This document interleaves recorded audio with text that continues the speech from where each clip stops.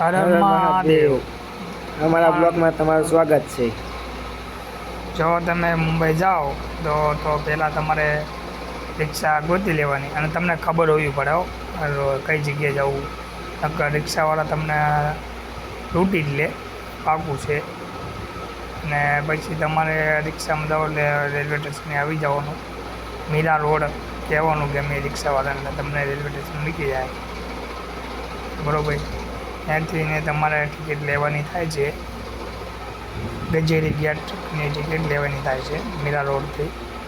આ રેલવે હોય છે અને તમે બિલ્ડિંગો જોવો 5 મિનિટ નહીં પણ એક મિનિટે ટ્રેન ચાલુ જ રહે છે. હવે અમે પહોંચી ગયા છીએ ગજેરી ગેટ.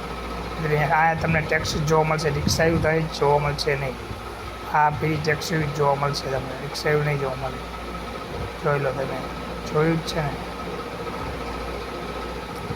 રિક્ષા એવું તમને જોવા જ નહીં મળે મુંબઈમાં. એટલે ટેક્સી વધારે હોય ને આ મેટ્રો ટ્રેન છે. તમારે આંખના પલકારે ટ્રેનો આવે, જો ચાલુ જ રહે. ટ્રેન 1 મિનિટ પણ ન બંધ રહે, ચાલુ જ રહે એમ આંખના પલકારે. મેટ્રો ટ્રેન ટ્રાફિકનું બહુ હોય છે. આ આવી ગયા છીએ આપણે ગેટ ઓફ ઇન્ડિયા. આ આપણે તાજ હોટલ છે. બધાને સપનું હોય છે જવાનું. અને આપણે આ ગેટ કે જોઈ લો ભાઈ, ફૂલ મોજ હો ભાઈ અહીંયા. હા, પબ્લિક તો બહુ છે અહીંયા તાજ હોટલ. અહીંયા ચા પીવાનો જવું હોય તો 500 રૂપિયા રહે જ છે. હા, 500 રૂપિયા ચાના લે છે આમાં ચા પીવા જવું હોય તો. નકર બાકી આ બહાર ફરી શકો છો તમે, આની કંઈ ટિકિટ નથી, સમજ્યા તમે. બાકી જોઈ લો તમે તાજ હોટલ, મુંબઈ તાજ હોટલ હો ભાઈ. ને આપણે ગેટ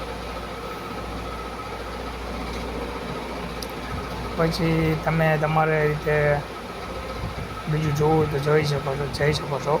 ફિલ્મ સિટી જોવું હોય તો બહાર બસો પડી જ હોય. જો આપણે લીલ સપાટા નાખી દીધા. પબ્લિક તો આ ફૂટેજને વિદેશનું બહુ પબ્લિક આવે છે, બહુ વિદેશનું પબ્લિક હોય છે.